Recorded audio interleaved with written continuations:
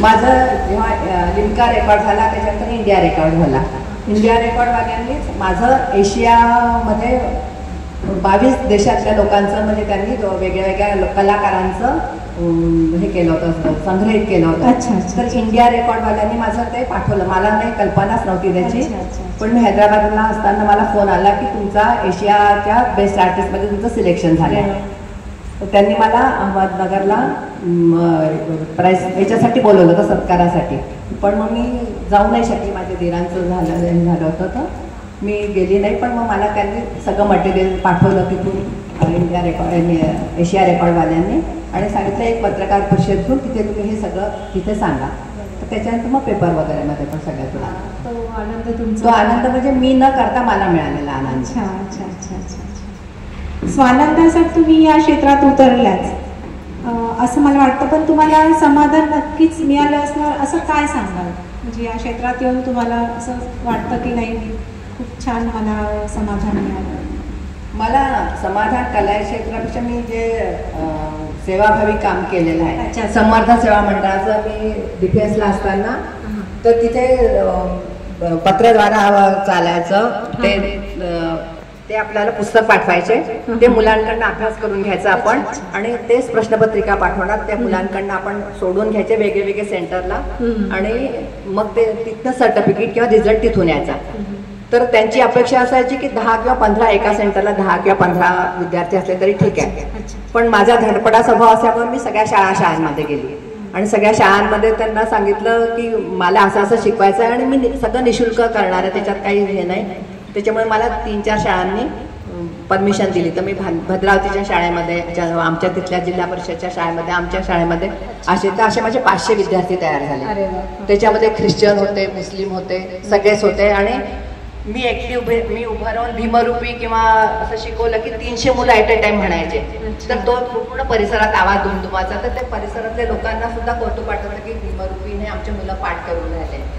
आणि 500 मुलं त्या परीक्षेमध्ये पास झाले. त्याच्यामुळे तो एक माझा तो पण एक रेकॉर्ड झाल्यासारखाच आहे की त्या सेंटरला 500 मुलं बसलेले नव्हते. तर मग त्यांनी सगळ्या मुलांसाठी मनाच्या श्लोकांचे पुस्तकं पाठवले 500 मुलांसाठी की जितके मुलं परीक्षेला बसले तितक्यांना घ्या. आणि सगळ्यात म्हणजे आश्चर्याची गोष्ट की त्याच्यात ख्रिश्चन आणि मुस्लिम मुलं पण. छान छान छान. पण स्वानंद आपण कलेतून मिळाला असेलच ना, कारण आपण एवढी कला स्वानंदासाठीच करतोय. तर तो प्रवास माझा अजूनही चालूच आहे. हा चालू आहे, पण त्यातून आनंद घेतोच ना. आनंद तर घेतो, आनंदाशिवाय करूच शकत नाही. 3 तास असते तर मी माझ्या आनंदासाठी करतो. तर तेच म्हणते कुठली कला आपण आनंदासाठीच करतो.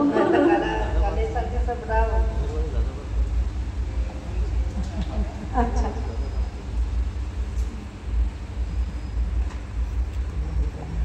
कौन सा रंग जो इन हाथों से गुजरा नहीं, कौन सा रंग जो इन हाथों से गुजरा नहीं, ऐसे मोर बना पाई जो हिंदुस्तान में नहीं. अच्छा. आता तुम्ही सांगा. नाही, नंतर मोराबद्दलच आहे. मोराबद्दल मी लिहिलेलं आहे. चैन मोर से है, करार मोर से है, मेरी जिंदगी की बहार मोर से है, यूं तो लाखों लकीरें खींचती हूँ लेकिन क्या करूँ मेरा प्यार मोर से है. अरे वा वा वा. थोडं आहेस तसं. ग्रंथ वाचनाच्या उपक्रमाबद्दल सांगितलं. हां, आता कुठला असा सुरू आहे का उपक्रम तुमचा? आता नाही, मी आतापर्यंत 20 वेळा दासबोध वाचून दाखवलेला आहे आणि वाचला आहे. आणि डिफेन्समध्ये मी सतत 5-6 वर्ष दासबोधाचं वाचन माझ्या घरी केलेलं आहे. त्याच्यानंतर भागवत, महाभारताचं भागवतामध्ये पण ते पण 2दा वाचून दाखवलं आहे. वाल्मिकी रामायण. आणि ते करता करताच मी तेव्हाच मला पेन्सिलीने तिथे नोट करायची आणि मग त्याच्यावरती नंतर प्रश्न काढायचे. तर हे ग्रंथ वाचनाचा उपक्रम माझा आधीचा होता. पण आता माझ्या ज्यांनी बसणंही होत नाही आणि मानेलाही त्रास होतो, स्पॉन्डिलायसिस आहे. त्याच्यामुळे मी जास्त मोठ्या कोणती कला किंवा साहित्य निर्माण करण्यासाठी वेळ द्यावाच लागतो ना. आणि पहाटेचा हे सगळे काम मी पहाटे 4 वाजता 3 वाजता उठून करते. अच्छा अच्छा.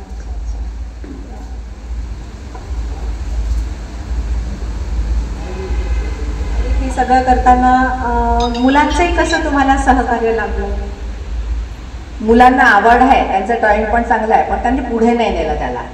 माझा लहान मुला माझा जो तुम्हाला सहकार्य मला सहकार्य, मी जे म्हणते त्याला कधी नाही नाही म्हणत ते, पण त्यांच्याकडनं उत्स्फूर्त असं काही नसतं दोघंही मुलांकडनं. पण मी म्हटलं त्या गोष्टीला कधी नाही म्हणत नाही, पूर्ण प्रोत्साहन त्यांचं मला मिळते. आणि तुमचे लेख पण आले ना पेपरला? हो माझे. तर तुमचा तो तुम्हाला आवडला तो लेख कुठला? लेख माझे आकाशवाणीवर, नागपूरच्या UCN-वर, चंद्रपूरचं जेव्हा सर्च होते तिथे सगळ्या मुलाखती आणि हे झालेलं आहे. पण माझे लेख जे ह्याच्यात आलेले आहे, तर मला मृत्यूवरती मी जो लेख लिहिला होता तो मला सगळ्यात जास्त आवडतो. ते कारण ते अंतिम सत्य आहे, ते अंतिम सत्य आहे. आणि अजूनही मला त्याच्यावरच असं सतत विचार करा असं वाटतं की